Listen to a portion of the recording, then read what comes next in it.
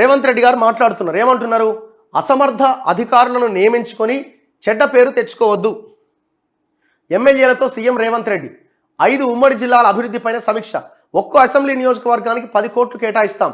12 లోక్సభ స్థానాలను ఖచ్చితంగా నెగ్గాలి అని నిర్దేశమట. మీ చుట్టాలనో అనుచరులనో అసమర్థులైన అధికారులను మండలాల్లో నియమించుకొని మీకు అనుకూలంగా పనులు చేయించుకుంటే కాంగ్రెస్ పార్టీకి చెడ్డ పేరు వస్తుంది. దాన్ని నేను సహించను. ప్రతి అధికారి ఏం చేస్తున్నారు అనేది ఇంటెలిజెన్స్ ద్వారా ప్రతిరోజు నాకు తెలుస్తుంది. అధికారులు అవినీతికి పాల్పడితే మీకు కూడా చెడ్డ పేరు వస్తుంది అని ఎమ్మెల్యేలను సీఎం రేవంత్ రెడ్డి సున్నితంగా హెచ్చరించారు. ప్రతి నియోజకవర్గంలో పోలీసు రెవెన్యూ వ్యవస్థలతో నిక్కచ్చిగా ప్రజలకు ఉపయోగపడేలా పని చేయించుకోవాలని సీఎం సూచించారని సమాచారం. జనవరి 26 తర్వాత వారానికి 3 రోజులు సాయంత్రం 4 గంటల నుంచి 6 గంటల వరకు సచివాలయంలో ఎమ్మెల్యేలకు అందుబాటులో ఉంటారని తెలిపారు. లోక్సభ ఎన్నికల్లో రెట్టింపు ఉత్సాహంతో పనిచేయాలని సూచించారు. అసెంబ్లీ ఎన్నికల్లో కంటే ఎక్కువ ఓట్లు సాధించేలా కష్టపడాలన్నారు. మొత్తం 17 నియోజకవర్గాల్లో 12కు తగ్గకుండా ఎంపీ స్థానాలు గెలవాలన్నారు. బానే ఉంది, మీరు ఎంపీ స్థానాలు, ఆయా పార్టీలు, మీ రివ్యూలు, మీ రాజకీయం మీరు చేయండి, బానే ఉంది. ఇక్కడ ఏమంటున్నారు? అసమర్థులైన అధికారులను నియమించుకొని చెడ్డ పేరు తెచ్చుకోవద్దు. గతంలో బీఆర్ఎస్ ఇదే పని చేసింది. ఎస్ఐ ఎమ్మెల్యే చెప్పినోడే సిఐలు వాళ్ళే, మొత్తం అధికారులంతా వాళ్ళే, చివరికి ఎమ్మెల్యేలంతా మేము చెప్పిన వాళ్ళకే ఇవ్వాలి అని అధికారుల మీద కూడా చాలా దుర్భాషలాడిన దారుణమైన పరిస్థితి, వాళ్ళని అవమానించిన సిచ్యువేషన్ మనం చూసినాం. ఇప్పుడు ఈ సమర్థులైన అధికారులను పెట్టుకోవాలని మీరు అంటున్నారు కదా. ముఖ్యమంత్రి రేవంత్ రెడ్డి గారు ఒక్కసారి చూడండి. నేను ఇవాళ పేపర్ చూస్తున్న క్రమంలో ఆంధ్రజ్యోతిలో 14వ పేజ్ ఒక్కసారి ఓపెన్ చేయండి. ఇదంతా పేజ్ నెంబరు.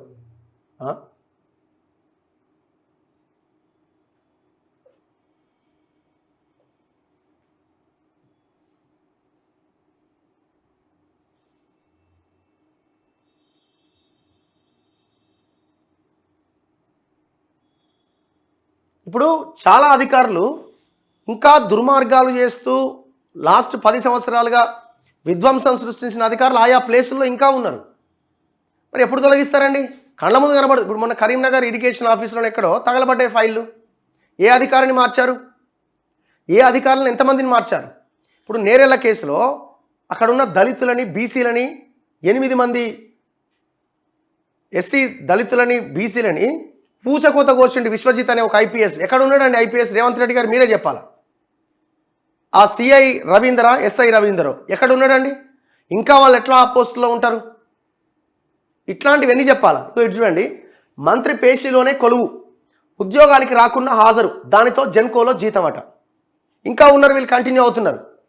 6.5 ఏళ్లలో మొత్తం 54 లక్షల దాకా వేతనం.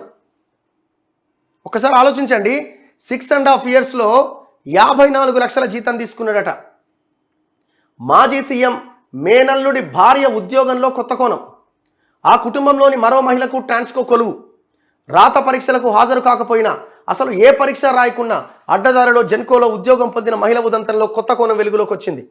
మాజీ సీఎం మేనల్లుడి భార్య, అంటే కేసీఆర్ మేనల్లుడి భార్య అయిన ఈమెకు 2017 జూలై 29న జెన్కోలో అసిస్టెంట్ ఇంజనీర్ ఉద్యోగం ఇవ్వగా ఏకంగా 6.5 ఏళ్లు విద్యుత్ శాఖ మంత్రి పేషీలో డిప్యుటేషన్పై చేసినట్లు చూపిన వైనం తాజాగా తేలింది. అయితే 6.5 సంవత్సరాల్లో ఒక్కరోజు కూడా ఆమె ఉద్యోగానికి రాకపోయినా ఉద్యోగం చేసినట్లుగా మంత్రి పేషి అటెండెన్స్ సర్టిఫికేట్ ఇచ్చింది. అంటే కన్సర్న్ మినిస్టర్ పేషి. ఎవడు మినిస్టరు? విద్యుత్ మినిస్టర్ ఎవరు? జగదీష్ రెడ్డి. దానితో జెన్కోలో వేతనం అందుకున్నది. ప్రభుత్వం మారగానే ఆమెను రిలీవ్ చేస్తూ నిర్ణయం తీసుకున్నారు. ఇలా అడ్డదారుల్లో కొలువే కాదు, విధులకు హాజరు కాకుండా 54 లక్షల దాకా వేతనం అందుకోవడం గమనార్హం. మాజీ సీఎం మేనల్లుడి భార్య కావడంతో ఆమె జోలికి ఏ అధికారి వెళ్ళలేదు. ఇదే కాకుండా మాజీ సీఎం కుటుంబంలోని సిద్దిపేటకు చెందిన మరో మహిళకు 2017లో ట్రాన్స్కోలో ఉద్యోగం ఇచ్చినట్లు తాజాగా బయటపడింది.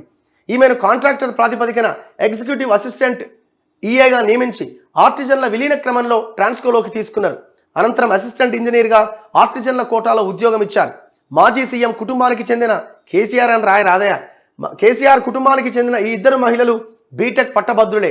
వీరి నియామకాలపైన పలువురు సమాచార హక్కు చట్టం కింద దరఖాస్తు చేయగా వివరాలు ఇవ్వడానికి అధికారులు నిరాకరించారు. ఈ నేపథ్యంలో ప్రభుత్వం విచారణ చేపట్టాలని కోరుతున్నారు. మరోవైపు ట్రాన్స్కో, జెన్కో యంత్రాంగం దీనిపై ఇంకా స్పందించలేదు. ఇగో రికార్డులు మాయమవుతున్నాయి. ఒకవైపు ఒక్కొక్కటిగా అక్రమాలు వెలుగులోకి వస్తుండగా మరోవైపు ఆ రికార్డులన్నీ అధికారులు మాయం చేసినట్లుగా ఫిర్యాదులు వస్తున్నాయి. రికార్డులన్నీ దాచి ఉంచాలని ఇంధన శాఖ ముఖ్య కార్యదర్శి రిజ్వీ లిఖితపూర్వక ఆదేశాలు ఇస్తే అవి వచ్చాక యాదాద్రి థర్మల్ కేంద్రంతో పాటు ఛత్తీస్గఢ్ విద్యుత్ ఒప్పందానికి సంబంధించిన రికార్డులు మాయం చేసినట్టుగా తెలిసింది. ఎట్లా మాయమైతాయి? గవర్నమెంట్ చేంజ్ అయిన తర్వాత రేవంత్ రెడ్డి గారు చెప్పాలి. గవర్నమెంట్ చేంజ్ అయిన తర్వాత అధికారులంతా మీరే అంటున్నారు ఇంటెలిజెన్స్ అంతా నాకు చెప్తున్నది ఇన్ఫర్మేషన్ అని. మరి ఈ ఇన్ఫర్మేషన్ ఎందుకు చెప్పట్లే? ఎందుకు ఫైళ్లు తగలబడుతున్నాయి? తగలబడ్డ ప్లేసుల్లో ఆ అధికారులను ఎక్కడి నుంచి రిలీవ్ చేసిరా లేకపోతే అక్కడే ఉంచిరా? మీరు కీలకమైన డాక్యుమెంట్స్ అన్ని ఎత్తకపోతే మీరు విచారణ ఎట్లా చేస్తారు? మీరు అంటున్నారు జ్యుడిషియల్ ఎంక్వైరీ చేస్తామంటున్నారు. ఎట్లా జరుగుతుంది జ్యుడిషియల్ ఎంక్వైరీ ఆధారాలు లేకుండా? మళ్ళీ రేపు పొద్దున మీరు ఏమంటారు? ఆయన సంతకం లేదు, ఈయన సంతకం లేదు, అందుకే అరెస్ట్ అయితే లేడేమో. కవిత కేసులు అదే కదా చెప్తున్నది.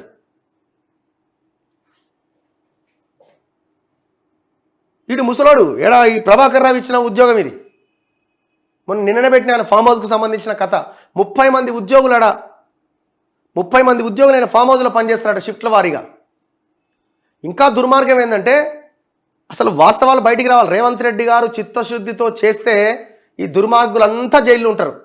జైల్లో ఉండడం పక్కన పెట్టండి, తిన్న సొమ్మంతా కక్కుతారు. ఇప్పుడు 54 లక్షల జీతం ఎవడబ్బో సొమ్మని ఆమెకు ఫ్రీగా ఇచ్చి ఇంట్లో కూర్చుంది. ఆమెకి 6.5 yearsలో 54 lakhs శాలరీ, 54 లక్షలు. ఒక ఏఈ ఉద్యోగం రావాలంటే ఒక 50,000 మంది ఎగ్జామ్ రాస్తే కష్టపడితే వాళ్ళు పాపం ఎగ్జామ్ రాస్తే వాళ్ళు ఉద్యోగం వస్తుంది వాళ్ళకి. అట్లాంటి ఉద్యోగం ఒక సింగిల్ సంతకంతో ఈ ముసలోడు వాడు వీడందరూ కలిసి ఆమెకు ఉద్యోగం ఇచ్చి 54 లక్షల జీతం మన సొమ్ము ఆ కుటుంబానికి చేరింది. నీ కుటుంబంలో ఉన్న పదవులు పోయినాయి, నీకు సలహాదారులంతా నీ కులపోలే, చివరికి గవర్నమెంట్ ఉద్యోగాలు కూడా అమ్ముకున్నారే. మరి వీళ్ళ మీద విచారణ ఏది? ఎప్పుడు చేస్తారు? ఇంకా నువ్వు విచారణ పక్కన పెట్టి ఫైల్స్ మాయమవుతున్నాయి కదా. ఇంకా దొంగలు చాలామంది అధికారుల ముసుగులో కంటిన్యూ అవుతూనే ఉన్నారు. వాళ్ళ మీద చర్యలు తీసుకుంటున్నది ఈ ప్రభుత్వం కూడా. ఈ ప్రభాకర్ రావు అనేటోడు ఎంత దుర్మార్గం అంటే, మీరు దమ్ముంటే రేవంత్ రెడ్డి గారు, మేము ఈ మాట ఇప్పుడే అనాల్సిన అక్కర్లేదు, కానీ మీరు విచారణ చేయదలుచుకుంటే జెన్కో అండ్ ట్రాన్స్కో నుంచి యశోద ఆసుపత్రికి వెళ్ళిన బిల్లులు లెక్క తెల్చాలి. మేము చాలా క్లియర్గా డిమాండ్ చేస్తున్నాం, మీ ముందు పెడుతున్నాం. యశోద ఆసుపత్రికి జెన్కో ట్రాన్స్కో నుంచి, అంటే ఇప్పుడు ఏదైనా జబ్బు వచ్చినప్పుడు హాస్పిటల్కి పోతే వీళ్ళన్నీ యశోదకే రిఫర్ చేసి, మీరు చూడండి కోవిడ్ సమయంలో ఈ ఎలక్ట్రిసిటీ ఉద్యోగులకు ఏం జరిగినా తీసుకుపోయి యశోదకే రిఫర్ చేసిరు. యశోదకు పోతేనే బిల్లు వస్తుంది. యశోద ఆసుపత్రికి జెన్కో ట్రాన్స్కో నుంచి చెల్లించిన బిల్లుల మొత్తం, ఆ కేస్ షీట్లు మొత్తం బయట పెట్టాలి. చాలా దారుణ మోకాళ్ళ నొప్పులు ఉంటే మెదడుకు ట్రీట్మెంట్ చేసిన వాళ్ళు కూడా బిల్లులు తీసుకున్నారట. ఇది నాది తప్పు అయితే తప్పని చెప్పండి. నేను ఆరోపిస్తున్నా డైరెక్ట్గా. ఈ లెక్క తేల్చాలి. లేదు వాళ్ళు కూడా మాకు దోస్తులే, ఈ గవర్నమెంట్ కూడా వాళ్ళు దోస్తులే అనుకుంటే మీకు కూడా గదే గతి పడుతుంది. సో ఇప్పుడు ఇంటెలిజెన్స్ ఏం చేస్తున్నారు వీళ్ళు? మరి అధికారులు కనీసం వాళ్ళని మార్చాలి కదా. ఇగో దిశలో చాలా క్లియర్గా రాశారు, చాలా పెద్ద 10th పేజీలో ఉంది ఇది. ఫైల్స్ మాయం, గవర్నమెంట్ ఆఫీసుల నుంచి వరుసగా మిస్ అవుతున్నాయి. ఎవడు మిస్ చేస్తున్నాడు? నెల రోజులైంది మీ గవర్నమెంట్ వచ్చి, ఎందుకు మిస్ అవుతున్నాయి? ఇటీవలే మాజీ మంత్రి తలసాని ఆఫీసులో పత్రాల చోరీ, అంతకుముందు పర్యాటక శాఖలో అగ్ని ప్రమాదం, తాజాగా కరీంనగర్ ఇరిగేషన్ డిపార్ట్మెంట్లో కంప్యూటర్లు ఎత్తుకెళ్లిన దుండగులు, మానేరు రివర్ ఫ్రంట్ ప్రాజెక్టు కీలక డేటా అందులోనే. గత సర్కార్ అవినీతి ఆనవాళ్లను తప్పిస్తున్నారా?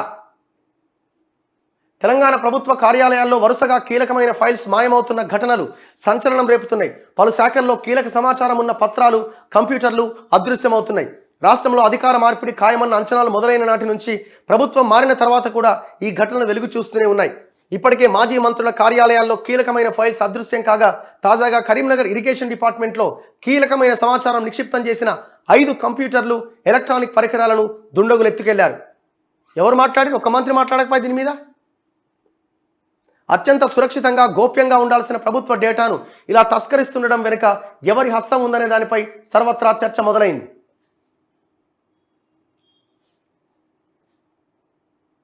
ఇగో ఎగ్జిట్ పోల్స్ ఫలితాలతో షురు అయిందట. కరీంనగర్ నీటిపారుదల శాఖ కార్యాలయంలో జరిగిన చోరీ సమయంలో సీసీ కెమెరాలు సైతం పనిచేయకపోవడం పైన అనుమానాలు వ్యక్తమవుతున్నాయి. సదరు కంప్యూటర్లలో కేసీఆర్ సర్కార్ ప్రతిష్టాత్మకంగా చేపట్టిన మానేరు రివర్ ఫ్రంట్ ప్రాజెక్టుతో పాటు నీటిపారుదల శాఖకు సంబంధించిన ముఖ్యమైన సమాచారం ఉన్నట్టుగా తెలుస్తోంది. ఎన్నికల ఎగ్జిట్ పోల్స్ వెలువడిన తర్వాత టూరిజం శాఖలో అగ్ని ప్రమాదంలో కంప్యూటర్లు కాలిపోవడంతో పాటు ఆ తర్వాత మాసప్ ట్యాంకులోని పశుసంవర్ధక శాఖ కార్యాలయంలో మాజీ మంత్రి తలసాని శ్రీనివాస్ యాదవ్ ఓఎస్డీ ఆఫీసులో కీలక పత్రాలు, కంప్యూటర్లలోని హార్డ్ డిస్కులు చోరీకి గురయ్యాయి. ఇక బషీర్బాగ్లోని సాంకేతిక విద్యామండలి కార్యాలయంలో ప్రవేశించిన ఇద్దరు కొన్ని పత్రాలతో పారిపోవడం కలకలం రేపింది. ఈ టూరిజం డిపార్ట్మెంట్లో జరిగిన అగ్ని ప్రమాదము, వాడు పెద్ద దొంగ, వాడు నాన్ క్యాడర్, వాడిని ఐఏఎస్ పోస్టులో పెట్టిరు. ఏది వాడు వాడి మీద ఇంతవరకు ఏం చర్యలు లేవు. అసలు ఏం చేసినా అది ఆ ఫైల్స్ తగలబడిన దాంట్లో ఏం విచారణ జరుగుతున్నది? మీరు వాళ్ళు ములాఖత్ అయ్యి లేకపోతే ఏమని మీరు చేస్తే చేయరి, ఫైల్స్ మాయం చేయరి, ఎట్లాగో మేము ఎంక్వైరీ చేస్తాం, ఆ ఫైల్స్లో వాస్తవాలు పోతాయి అని ఏమన్నా మీరు చేస్తున్నారా, కలిసి చేస్తున్నారా? ఏం జరుగుతున్నది అసలు?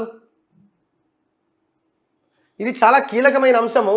సో ప్రజలారా దయచేసి ఆలోచించాలి. ఎందుకంటే ఈ స్టేట్మెంట్లు ఇస్తే ఉపయోగం లేదు, ఈ స్టేట్మెంట్లు ఇవ్వడం వల్ల ఉపయోగం లేదు.